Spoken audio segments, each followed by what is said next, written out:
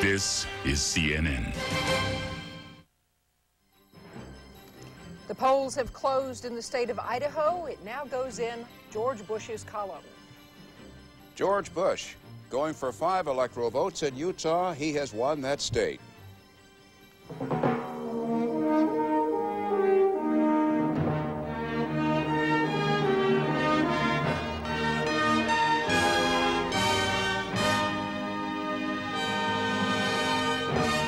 CNN Election Night with Bernard Shaw and Catherine Cryer, with analysis from Ken Bodie and Bill Schneider. And the pendulum is moving from east to Midwest to west now as we continue with our coverage tonight, Ken Bodie. We're in that western block. Idaho. Idaho, a state for the last 6 elections, has been Republican with margins of up to 72%. The 7th election in a row, Idaho goes for a Republican nominee, George Bush, the winner. In Utah, the state of Utah has only gone for Democrats twice since 1945. It stays with George Bush. This was George Bush's best state in 1988. He got 2/3 of the vote. Ronald Reagan got 3/4 of the vote. This is a core Republican state, probably the most Republican in the country. Heavily Mormon, stays Republican. Let's go up to Iowa now. We are declaring that Governor Bill Clinton has won Iowa's 17 electoral votes. Well, Iowa has only 7, Bernie, electoral votes, but it's a... Did I say 17? Yeah, you said 17. Pardon Iowa's me. got 7. That's in the... and that was the Dukakis state in 1988 as well. And there are 3 in the state of Montana, and it's undecided just where those 3 will go. Undecided means we don't have enough information yet. It's a Rocky Mountain state, and we'll see if Clinton can continue to make inroads into the West. Nevada. Right now, Nevada, with its 4 electoral votes, undecided.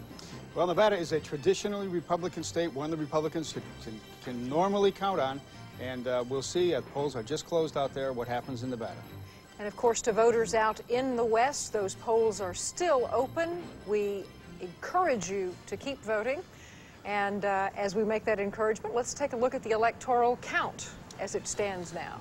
That's exactly what I have on my pad. 254 for Governor Bill Clinton. He's getting closer and closer every second, it seems. 55 for President Bush. That's 16 votes shy of the majority of 270 needed to elect a new president. George Bush is clearly on the ropes. He's carried a smattering of southern and western states, 1 midwestern state. He's going to have to carry every single state that is either undecided or too close to call, just about, to win this election. Well, the Democrats have really redrawn the electoral map tonight, haven't they? They certainly have. They're winning in the Mountain West, they're winning in the South, they're winning in New England, they're winning in the suburbs, the battleground Midwestern states, Missouri and Pennsylvania and Wisconsin and Illinois, so forth, states where the Republicans have locked up their totals are now slipping to the Democrats. And it seems the Democrats tonight are winning on the issues. The argument about trust and character versus who can do the best job with the economy. Well, you've seen one of the old maxims in presidential politics is you may have to move to the far right or the far left during a primary to pull in those voters to support you in a primary, but you've got to move back and moderate for a general election. We remember the convention in Houston, the Patrick Buchanans and the very conservative movement that took over. Looks like it may have hurt the president. It may well have. 2/3 of the voters in today's polling said that they disapproved of the job that George Bush is doing in managing the economy. That appears to be the controlling issue. Remember, 1 year ago, George Bush was riding high in the polls. He scared off a lot of Democrats who didn't want to run. Well, only 8% of the voters in today's election nationwide said they were concerned about foreign policy. That's the Gulf War. Now, they went overwhelmingly for George Bush, but only 8% were concerned about foreign policy in this election. How quickly things change in a year. There's a song called Back Home Again in Indiana. Herb Schreiner used to talk about that on his old television show. The vice president... Are we going to sing it? Well, no, we can't. We'll sing it later on. The vice president went home to Indiana to vote and to watch the election night results. Mary Tillotson is covering the Quayle campaign. Mary? Bernie, this is one of those states that has been solidly in the Bush-Quayle column for some time, with the early return showing just how few such states there are.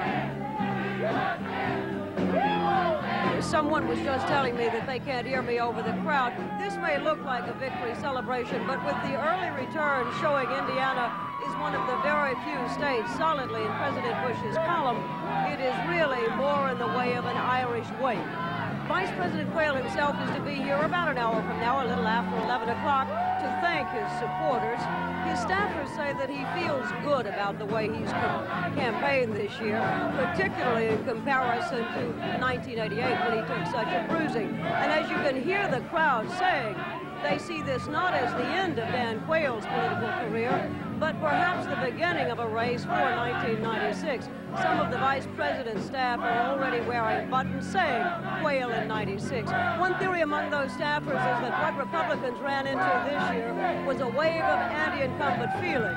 The theory trying to make the best of a bad situation is that if Quayle loses tonight, he will carry no baggage of incumbency into 1996.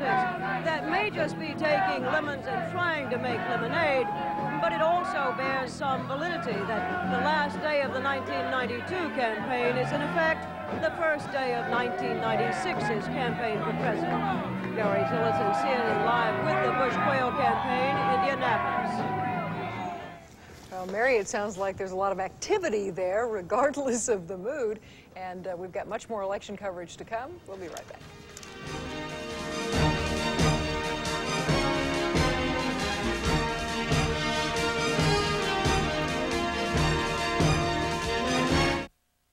CNN's election coverage is brought to you in part by Jeep and Eagle, a division of the Chrysler Corporation, and by Merrill Lynch. We're bullish on the future.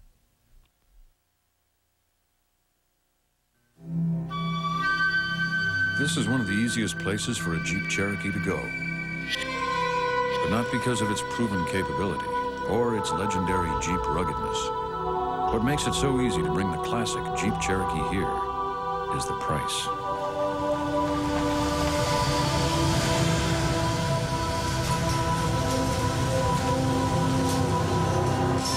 Now save an additional $500 on new 93 Jeep Cherokees. Risk. As hard as it is to live with, it's impossible to live without. At Merrill Lynch, we know that risk can be dealt with. It can be managed. It can even be turned to your advantage. To do that, you need a partner. A partner who understands it and can help you turn a world of risk into a world of opportunity. Merrill Lynch, we're bullish on the future.